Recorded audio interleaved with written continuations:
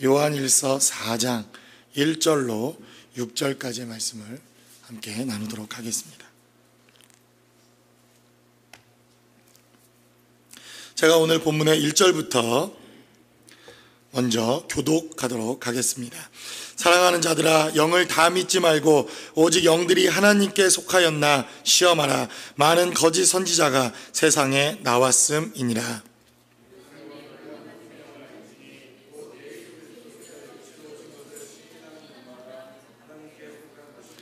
예수를 시인하지 아니하는 영마다 하나님께 속한 것이 아니니 이것이 곧 적그리스도의 영이라. 오리라 한 말을 너희가 들었거니와 이제 벌써 세상에 있느니라.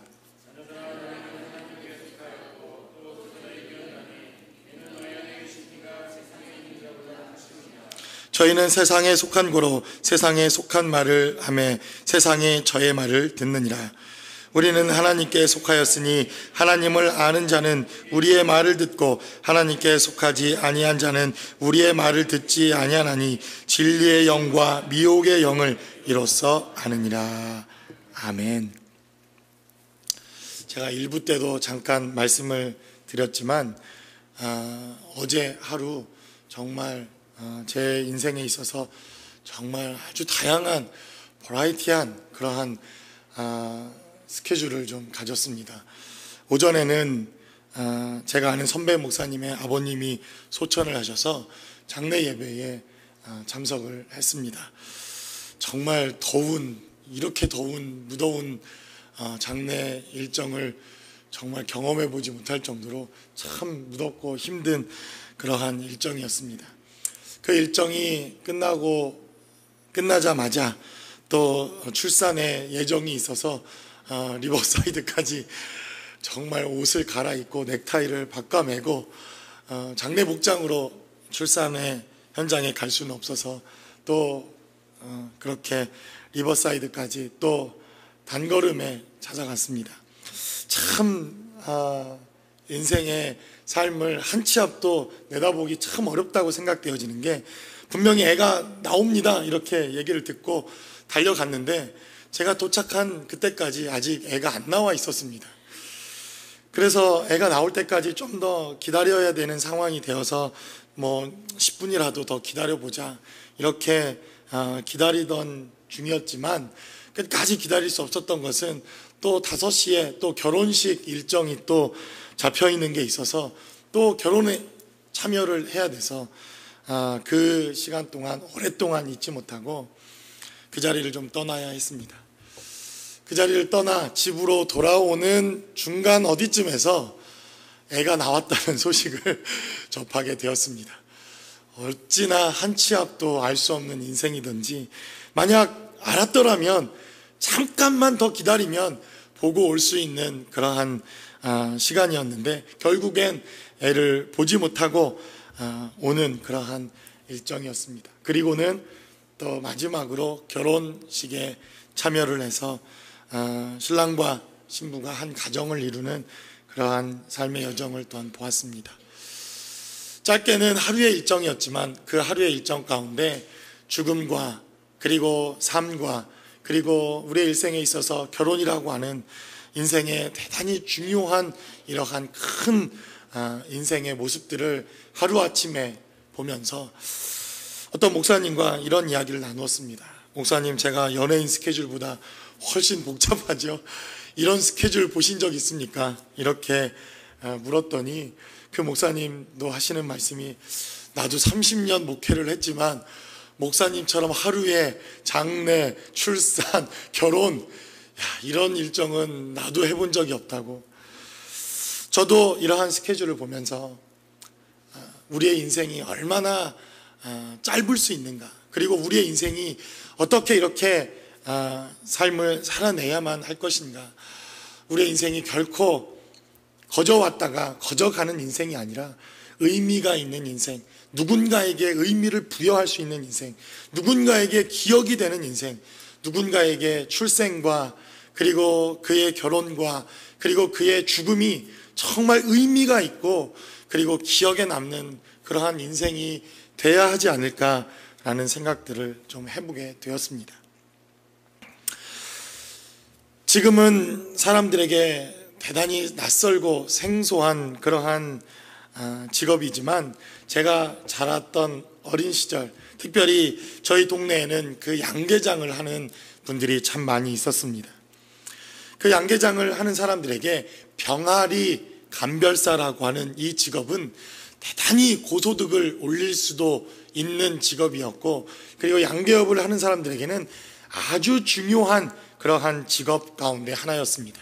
혹시 여러분들 들어보신 분들 계십니까? 저보다 아마 연배가 좀 높으신 분들은 이 병아리 감별사라고 하는 이 직업을 한 번쯤은 다 들어보았을 것이라고 생각되어집니다. 물론 지금은 시대가 변해서 이러한 직업군들이 점점점 사라지기는 했지만, 이 병아리 감별사는 부화한 지 24시간이 된 병아리들을 보기만 해도 이것이 수컷인지 암컷인지 구분해내는 아주 엄청난 그러한 능력을 가지고 있었습니다. 보기만 하면 1초 안에 수컷과 암컷을 분류해서 이렇게 나누어서 암컷은 양계장으로 들어가고 수컷은 초등학교 앞에 100원짜리, 200원짜리 병아리를 파는 그러한 곳으로 가게 되는 그러한 운명이 순식간에 갈려집니다. 저도 그것을 따라해보겠다고 아무리 병아리 똥구멍을 죄송합니다. 이거는 방송으로 나가면 안 되는 용어죠. 병아리 엉덩이를 아무리 이리저리 살펴보아도 도무지 이거는 병아리 엉덩이, 오른쪽 엉덩이, 왼쪽 엉덩이일 뿐이지 도무지 구별되지 않는, 어떻게 이걸 가지고 암수를 구별해내는지 도대체 이해가 되지 않는 정말 신기한 그러한 능력들을 그들은 가지고 있었습니다. 지금도 이 병아리 감별사들이 농업을 위주로 하는 그런 많은 곳에 외화 획득과 그리고 농업에 대한 어떤 선진 기술을 전달하는 그러한 역할들을 하는 대단히 실력이 있어야 하는 그러한 직업군으로 분류되고 있습니다. 수컷은 참 쓸데없는 것 같습니다. 이렇듯 알을 낳지 못하고 먹을 것만 축내는 이 수컷 병아리들은 일생에 있어서 도움이 되지 않아 태어나자마자 바로 격리되고 분리되어야 하는 삶의 모습들을 보면 남자들도 별반 그렇게 다른 것 같지는 않습니다. 정말 밥값해야 하는 시대, 그리고 남자들이 정말 조금 더 정신 차려야 되는 그러한 시대를 우리는 살아내야 되지 않을까. 하나님께서 정말 우리를 분류하신다면 우리는 과연 쓸모있는 인생인가, 쓸데없는 인생인가, 심각한 그러한 삶의 생각들이 우리에게 주어지는 시간들이라고 생각되어집니다.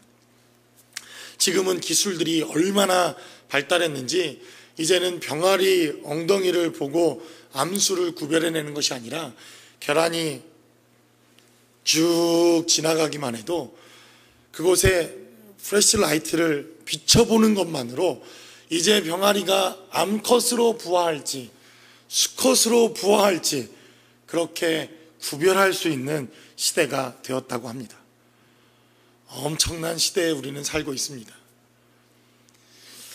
그럼에도 이렇게 어마어마한 이러한 발달된 기술과 이러한 삶을 살아가고 있는 이 시대에도 진짜와 가짜를 구별해내는 인간의 손길이 대단히 필요한 것 같습니다.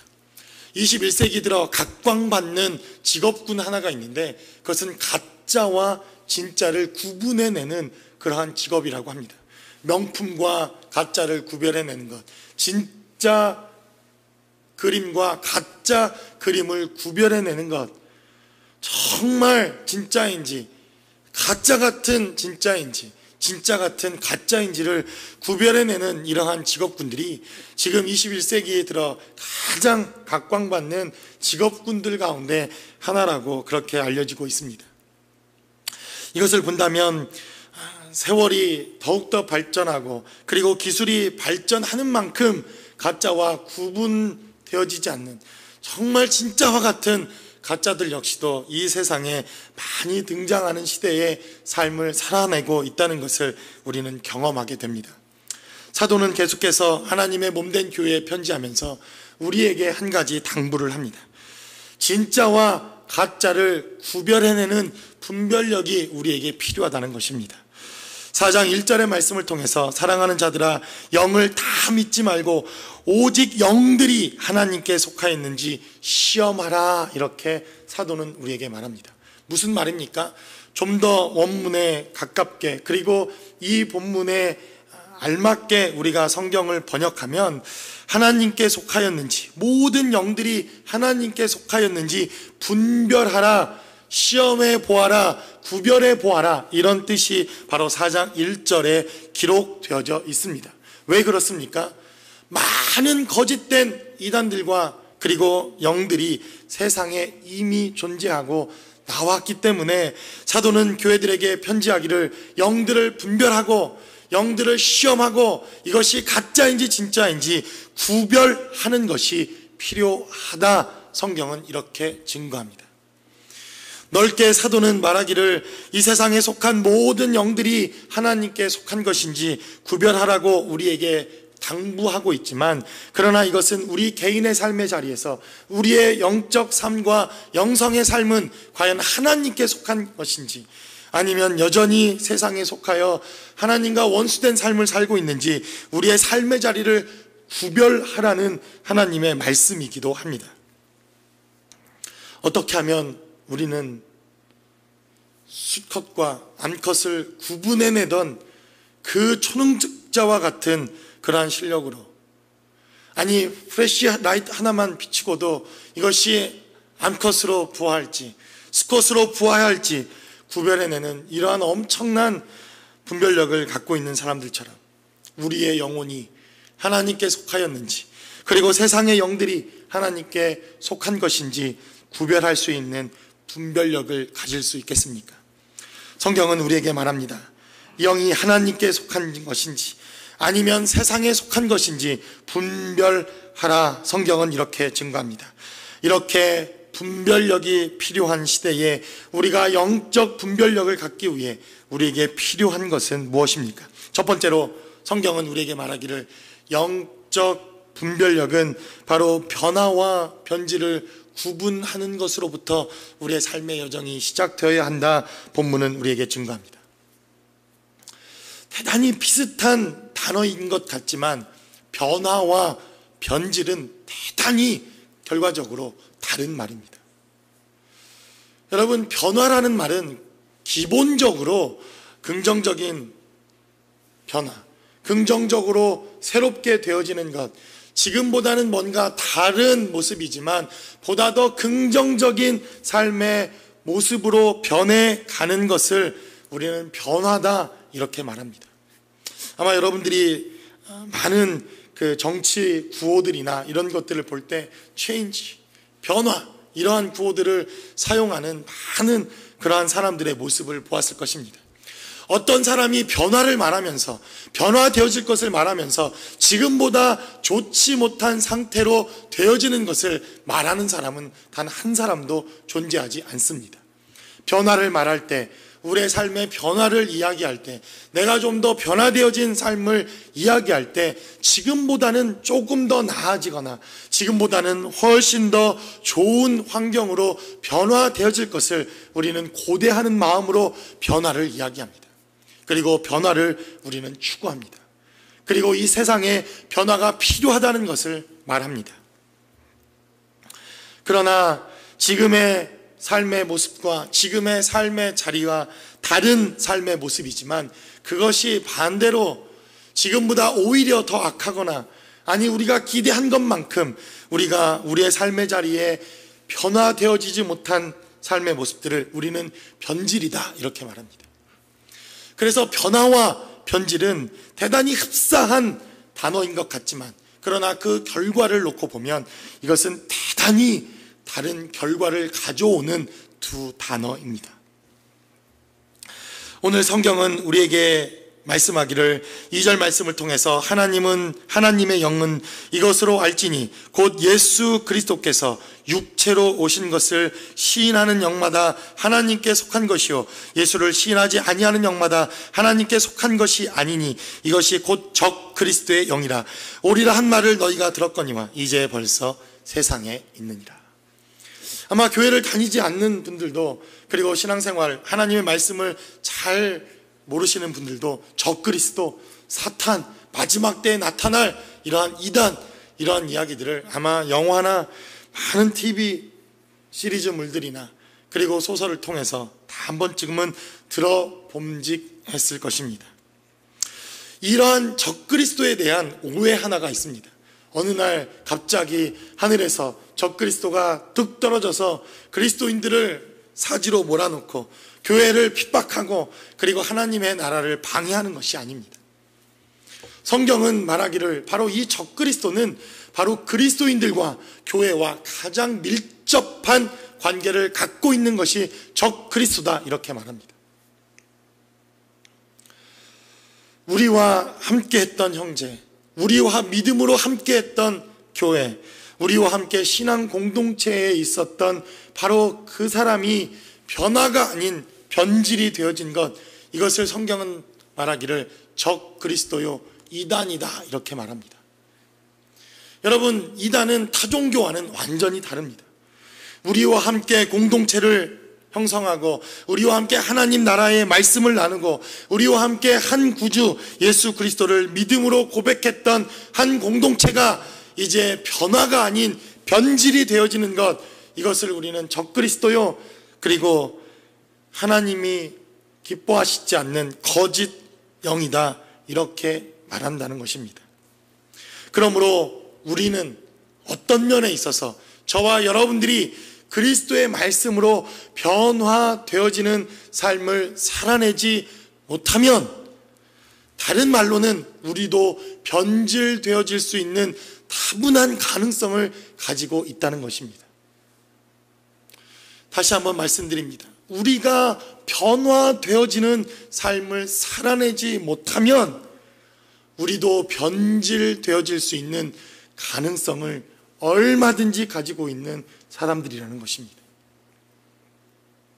저도 부정적인 얘기들이나 부정적인 설교들을 하고 싶은 사람은 아니지만, 쉽게 예를 들어 우리가 왜 저 목사님은 저렇게 변질되었는가, 저분이 예전에는 그런 분이 아니었는데, 저 교회가 그런 교회가 아니었는데, 저 장로님이 예전에는 그런 분이 아니었는데, 우리가 한 번쯤은 이야기했을 법직한 이러한 이야기들, 우리가 한 번쯤은 누군가에게 왜 저분이 예전에는 그런 분이 아니었는데 라고 말했던 그 누군가, 바로 내가 될 수 있는 가능성도 얼마든지 있다는 것입니다. 예수 그리스도를 아는 사람, 그리고 하나님을 만난 사람들은 누구에게나 변화라는 것이 일어나기 시작합니다. 어떤 변화가 일어나기 시작합니까? 어느 순간 내가 예수를 구주로 영접하고 그리고 하나님의 살아계심을 체험하고 경험하게 되어지자 우리의 삶의 자리에 변화가 일어나기 시작합니다. 하나님의 말씀이 무엇인지는 잘 모르지만 하나님이 살아계신다는 것을 고백하기 시작하고, 그리고 말씀 듣는 것이 기쁨이 되기 시작하고, 하나님 앞에 예배하며 찬양하는 것이 우리 안에 기쁨과 그리고 소망으로 변해가기 시작합니다. 교회의 발걸음을 시작하기 시작하고, 그리고 내가 하나님을 아버지라고 고백하는 우리 삶의 자리에 변화가 일어나더라는 것입니다. 그리고 우리는 궁극적으로 예수 그리스도를 닮아가는 변화가 시작됩니다. 그래서 성경은 이것을 말하여 우리에게 영화다, 이렇게 말하고, 그리고 이 땅에서 변화되어지는 삶을 성화다, 이렇게 말합니다. 성화되어 간다, 이렇게 말합니다. 무슨 말입니까? 그리스도를 닮아가는 삶, 내가 예수님을 닮아가는 삶, 바로 그것을 성화요 변화다, 이렇게 말합니다. 그래서 모든 그리스도인들은 궁극적으로 누구를 닮아야 합니까? 예수님을 닮고 예수님의 성품을 힘입고, 그리고 궁극적으로는 바로 예수를 닮아가는 삶, 그것이 바로 그리스도인의 삶의 여정입니다. 그런데 우리가 예수를 닮아가지 못하면, 예수님을 닮아가는 것으로 변화되어지지 못하면 궁극적으로 우리는 변질되어질 수 있다는 것입니다. 이것이 성경이 우리에게 경고하는 대단히 중요한 메시지입니다. 그러므로 우리는 이 분별력이 필요한 시대에 우리가 변화될 것이냐? 우리는 정말 변화되고 있는가? 아니, 우리는 변질되고 있는가? 우리의 삶의 여정을 돌아보는 것으로부터 우리의 분별력이 필요하다는 것입니다. 두 번째로 본문은 우리에게 말합니다. 이러한 영적 분별력의 기준이 되는 대단히 중요한 메시지가 있는데, 그것은 바로 예수님과 십자가라는 것입니다. 하도 이 예수님과 십자가에 대한 설교를 우리 교회는 자주 하니까 어떤 분들은 반감을 일으키는 분들도 있는 것 같습니다. 십자가, 예수님 다 알죠. 목사님, 얘기하지 않아도 다 압니다. 그러나 우리의 본질적인 것, 늘 우리가 기억해야 할 것, 그리고 잊어서는 안 되는 한 가지의 본질이 있다면 그것은 바로 예수와 십자가, 그리고 그 복음, 예수 그리스도로 말미암는 십자가와 구원의 그 여정이 늘 우리의 삶의 여정 가운데 기억되어지고 각인되어야 한다는 것입니다. 여러분, 참 신기한 것은 어떤 것은 변해서 식초가 되기도 하고, 어떤 것은 변해서 요구르트가 되기도 하고, 어떤 것은 변해서 치즈가 되기도 하고, 어떤 것은 변해서 포도주가 되기도 합니다. 이것은 정말 변화입니다. 그런데 어떤 것은 변해서 우리에게 치명적인 독을 일으키는 그러한 썩어져 버리는 것이 되어지는 것도 참 많이 있습니다. 어떤 것은 우리에게 이롭게 변화되어지는 변화의 과정을 거쳐서 우리에게 가장 좋은 것으로 변화되어지는 것들을 보게 됩니다. 똑같은 재료이지만, 똑같은 환경이지만, 그러나 어떤 것들은 정말 말 그대로 썩어져서 우리에게 해가 되어지는 것들도 보게 되어진다는 것입니다. 여러분, 그 차이는 어디에 있습니까? 많은 것으로 설명할 수 있지만 단 한 가지, 어떤 효소가, 어떤 균이 그것을 변화를 시키느냐에 따라서 어떤 것은 우리에게 좋은 것이 되기도 합니다. 그러나 어떤 것은 정말 썩어져 버리는 것이 되기도 합니다. 우유가 치즈가 되는 것도 우리는 발효라고 말하지만 냉정하게 말하면 썩은 것입니다. 그러나 이것은 좋은 것으로 변화되어져서 좋은 것이 되었기에 우리의 몸에도 좋고, 그리고 이것은 훨씬 더 보다 더 좋은 영양소를 골고루 갖추고 있는 모습으로 변화되어졌다는 것입니다. 그러나 똑같은 재료이지만 우유가 썩어버리면, 여러분, 정말 고단백이 썩어버리면 그거보다도 더 치명적인 것이 없습니다. 어떤 차이입니까? 바로 무엇이 그것을 변화시켰는가, 무엇 때문에 변화되었는가가 그 변화의 결과를 가져온다는 것입니다. 마찬가지로 우리의 삶의 여정에서 십자가, 그리고 예수를 붙잡으면 우리는 예수로 변화되어지고 예수를 닮아가는 삶으로 변화되어집니다. 우리의 삶의 여정에서 예수를 빼고 십자가를 빼면 우리는 변질되어지는 것입니다. 그래서 제 안에 있는 예수와 십자가를 빼면 저도 언젠가는 변질되어지고 변화가 아닌 적 그리스도를 닮아가는 예수와 상관없는 사람으로 변질되어질 수 있다는 것입니다. 오늘 본문에서도 성경은 기록하기를 그들도 한 형제요, 한 자매요, 한 공동체를 이루고 있었던 우리 형제 자매들이었지만 어느 날 그들 안에서 예수가 사라지고 그 십자가를 버려버리자 이들은 변화가 아닌 변질이 시작되었다. 성경은 이렇게 증가합니다. 그러한 대표적인 사람이 여러분 누구라고 생각되어집니까? 사울이라고 하는 사람, 가룟 유다, 이런 사람들은 바로 예수 없는 변화, 십자가 없는 변화, 하나님이 없는 삶의 변화가 일어나자 그들은 변질되어지기 시작했던 것입니다. 우리 오늘 본문의 말씀 하나를 한번 찾아봅니다. 사도행전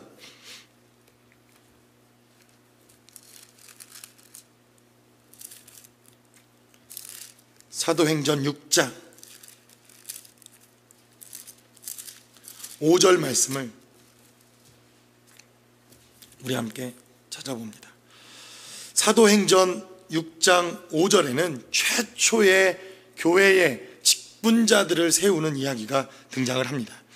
온 무리가 이 말을 기뻐하여 믿음과 성령이 충만한 사람 스데반과 또 빌립과 브로고로와 니가노르와 디몬과 바메나와 유대교에 입교한 안디옥 사람 니골라를 택했다. 이렇게 성경은 기록합니다. 여러분, 이렇게 교회의 첫 임직을 하고 교회의 일꾼을 세우는 기준이 바로 6장 3절에 기록되어져 있습니다. 사도행전 6장 3절을 읽어보면, 형제들아 너희 가운데서 성령과 지혜가 충만하여 칭찬 듣는 사람 7을 택하라. 우리가 이 일을 저희에게 맡기고 라고 성경은 기록합니다.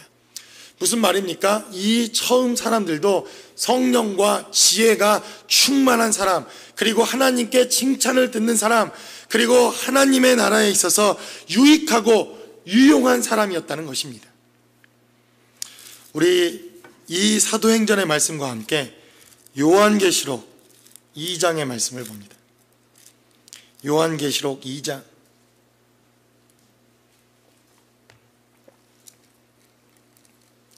14절과 15절의 말씀을 제가 한번 읽어보겠습니다. 그러나 내게 두어 가지 책망할 것이 있나니 거기 내게 발람의 교훈을 지키는 자들이 있도다.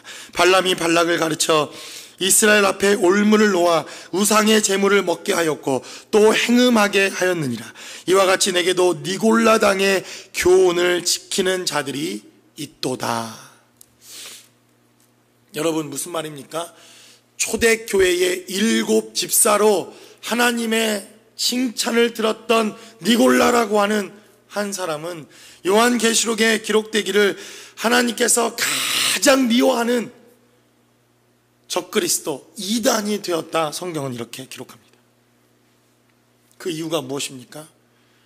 예수가 빠져버리고 십자가를 잃어버리고 예수가 없는 변화, 예수가 없는, 십자가 없는 삶의 변화, 그것은 바로 가장 하나님이 경계하시는 적그리스도의 모양으로 요한계시록에 등장한다는 것입니다.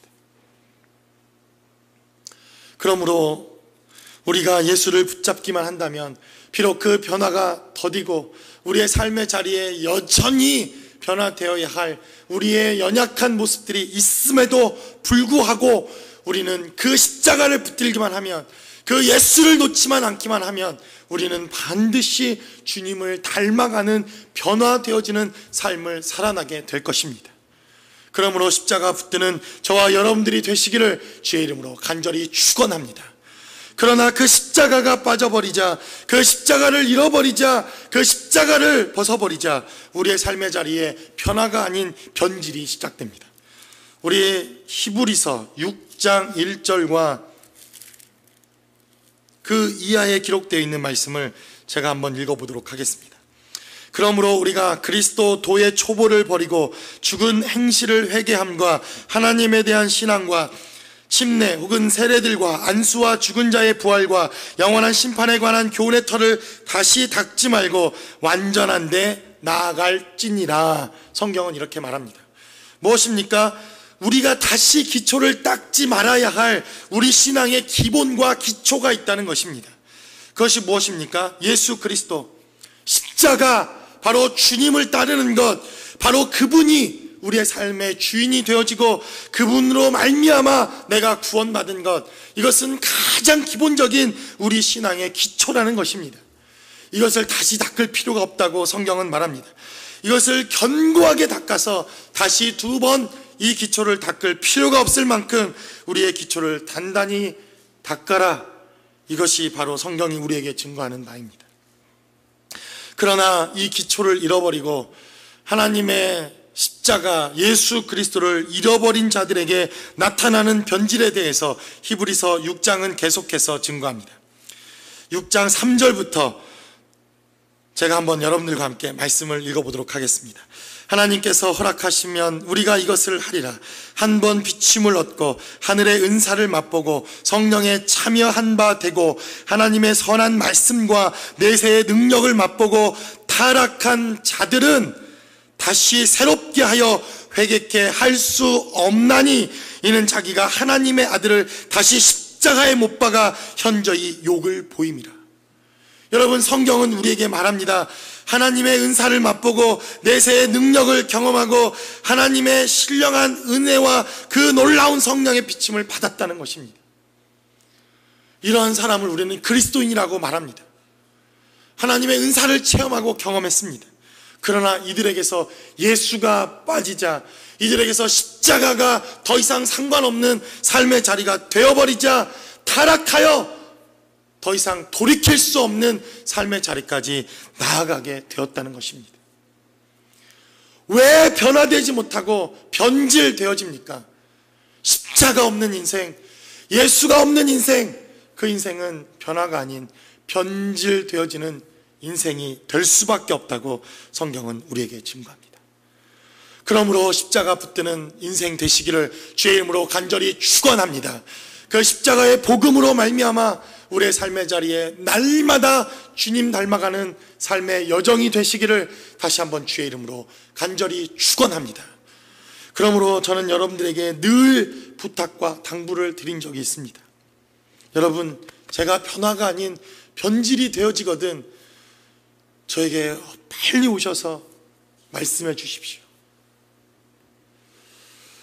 처음 하나님이 부르셔서 목회자가 되겠다고 결단하며 하나님 앞에 삶을 드리겠다고 그렇게 다짐했던 마음들, 그리고 교회를 개척하면서 정말 하나님이 기뻐하시는 교회, 하나님을 감동시키는 교회, 그리고 이웃들에게 감동을 줄 수 있는 그러한 교회를 세우고 싶다고 하나님 앞에 순수한 마음으로 교회를 시작했던 그러한 마음들, 저는 제 삶의 자리를 돌아보면서 혹시 이러한 마음들 가운데 변화가 아닌 변질되어지는 제 마음은 없는지 한 주간 살펴보는 것으로 한 주를 묵상하고 하나님과 씨름하다가 이 자리에 섰습니다.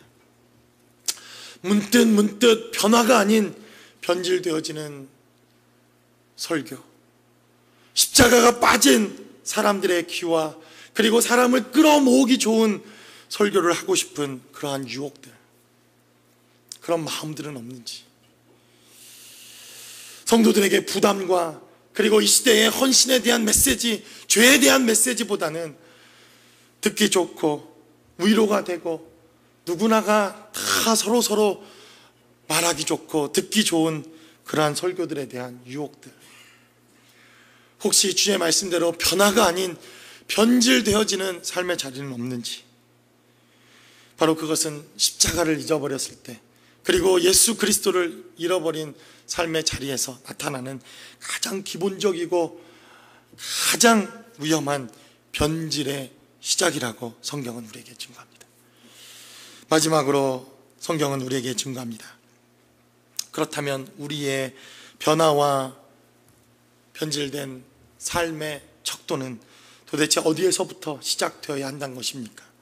성경은 증거하기를 바로 5절과 6절 말씀을 통해서 우리의 말로부터 이 변화와 분별의 척도가 시작되어야 함을 본문은 우리에게 증거합니다.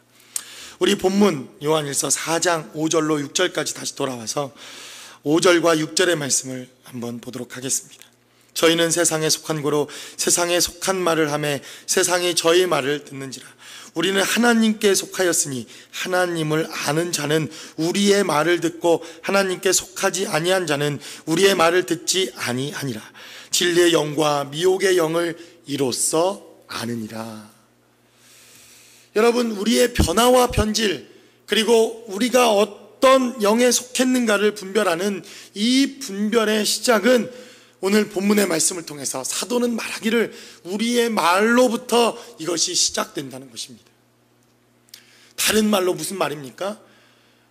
말을 할 수 없는 그러한 장애를 태어난 그러한 분이 아니고서는 모든 사람들은 우리의 일상의 삶의 자리에서 언어라고 하는 것과 삶의 자리를 결코 뗄래야 뗄 수가 없습니다.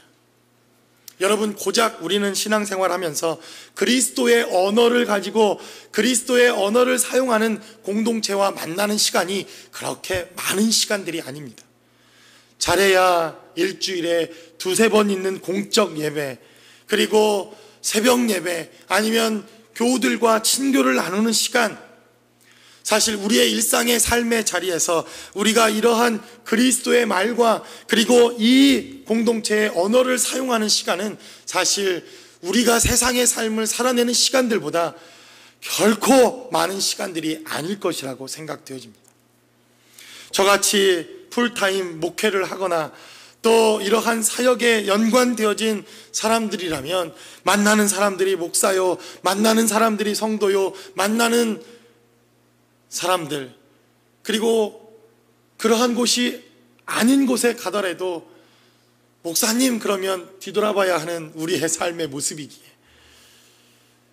이러한 풀타임 사역자들이 아니고서는 대부분 우리의 삶의 여정은 세상과 그리고 세상 사람들과의 섞여져 살아가는 삶을 살게 될 것입니다.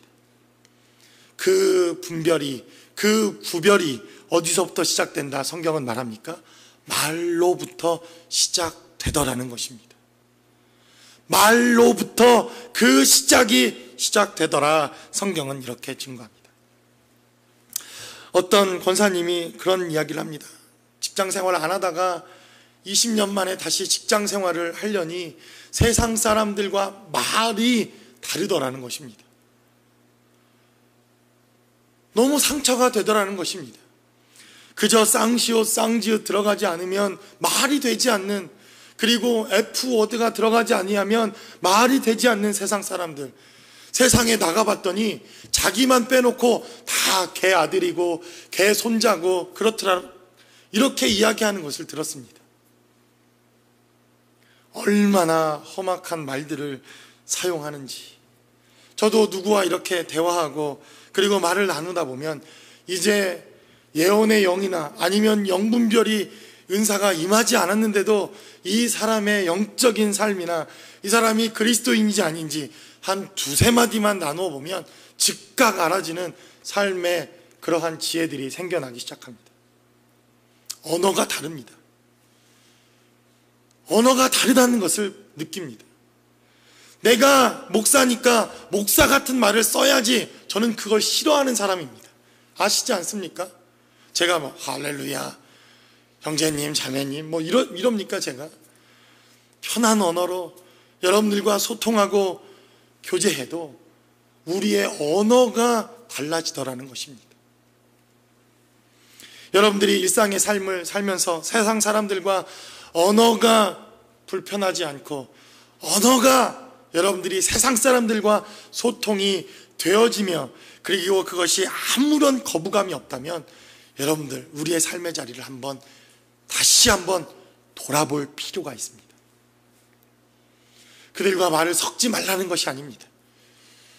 그들과 불편한 대화를 하라는 것이 아닙니다. 그러나 내가 구별되어졌구나를 느낄 수 있어야 된다는 것입니다. 내가 세상에 속한 자가 아니구나라는 것을 세상 사람들과의 대화를 통해서 우리는 발견할 수 있다는 것입니다. 이것으로부터 우리의 분별력은 시작되어야 한다는 것입니다. 제가 염려하고 우려하는 것은, 저는 이 제자들 교회 성도들을 교회로 모으고 싶지 않습니다. 틈만 나면 교회 와라, 틈만 나면 교회 모아서 세미나하고 제자 훈련하고 가르치고, 저는 이러고 싶지 않습니다. 여러분 시간이 나면 더 많은 시간 세상으로 들어가십시오. 저는 어쩌면 우리가 한번 드려지는 예배만으로도 충분해야 된다고 믿는 사람입니다. 우리가 하나님을 만난 감격의 예배가 단 한 번만으로도 저는 족하다고 믿는 사람입니다. 그리고 세상으로 들어가십시오. 주님이 주신 그 은혜와 말씀의 언어를 가지고 세상에 들어가서 우리가 구별되어진 우리의 삶, 그리고 그들과 다르다는 삶의 모습을 확인하고 돌아와 축제의 시간, 그리고 우리가 세상과 구별되어졌다는 하나님의 이 언약의 약속 때문에 감격이 있는 것, 저는 그것이 우리의 예배가 되어질 수 있기를 주의 이름으로 간절히 축원합니다. 저는 이 교회가, 우리가, 여러분들의 삶의 자리가 그렇게 되어지기를 바랍니다. 여러분, 이 교회에 와서, 이 공동체 안에 들어와서 여러분들이 그리스도인이 되었다는 것을 확인하는 것은 어쩌면 어린아이와 같은 신앙일 수도 있습니다. 우리의 신앙됨이, 그리고 우리가 그리스도를 닮아가는 삶의 여정과 모습들이 이 공동체가 아닌 세상의 공동체에서 확인되어지고 분별되어지고 구분되어지는 것, 이것을 바로 사도는 이 공동체를 통해서 우리에게 여전히 도전하고 있다는 것입니다. 저는 꿈꾸는 것 하나가 있습니다. 정말 제가 설교한 대로 우리 공동체는 주일 예배 드려지는 이 한 번의 예배만으로도 세상을 뒤집어 엎을 만한, 아니 세상과 철저하게 구별되어진 그리스도의 삶을 살아낼 수 있는 생명의 역사가 넘쳐나는 교회, 그런 공동체가 되기를 꿈꿉니다. 그러기 위해 우리에게 필요한 것, 바로 그것은 예수 그리스도를 붙잡는 것입니다. 여러분들이 이 자리를 나갈 때 정말 철철 피가 흘러 넘쳐나는 그 십자가를 붙들고 가슴에 예수를 새기고 나가는 것, 오직 그것 하나만이 우리의 삶의 여정을 그러한 삶의 자리로 변화시켜 주실 것입니다. 말씀의 결론을 맺습니다. 여러분, 우리의 공동체는 변화되어지고 있습니까? 아니면 변질되어지고 있습니까? 우리 공동체는 변화를 향해 달려가고 있습니까? 아니면 우리 공동체는 변질되어 가고 있습니까? 개척 초기 당시 기도하며 하나님 이 교회를 세워달라고 눈물로 기도하던 우리의 삶의 여정에서 지금 이 시점까지 와 있는 우리의 삶의 모습은 변화되어진 삶입니까? 아니면 변질되어 가고 있습니까? 요한은 교회에 향하여 이렇게 말합니다. 시험하라, 분별하라, 구별하라. 여러분들의 삶의 자리에 변질이 아닌 그리스도를 닮아가는 변화의 삶의 자리가 되어지시기를 주의 이름으로 간절히 축원합니다. 기도하겠습니다. 이 시간 기도할 때 저는 우리 성도들의 삶의 자리가 변화되어지는 것을 보면 얼마나 감사한지 모릅니다. 여러분 아십니까? 여러분들이 참 많이 변화되어졌다는 것을. 저는 그것에 참 감사합니다. 우리 교회가 참 많이 변화되어진 것을 여러분 아십니까? 외적인 변화도 있었지만, 양적인 변화도 있었지만, 정말 그리스도의 삶을 닮아가는 교회의 본질을 찾아가는 교회로 변화되어지는 교회를 바라보면서 하나님께 감사합니다. 그러나 이 변화 뒤에 우리가 예수를 놓쳐버리면, 십자가를 잃어버리면 우리도 변질되어질 수 있다는 것을 기억해야 할 것입니다. 주님, 우리의 변화된 모습을 기대합니다. 예배를 통하여 변화되게 도와주시고 우리의 삶의 자리가 하나님을 닮아가는 변화의 삶의 자리가 될 수 있게 해달라고 우리 시간 다 같이 한 목소리로 기도하겠습니다. 하나님 아버지, 주님을 닮아가는 변화가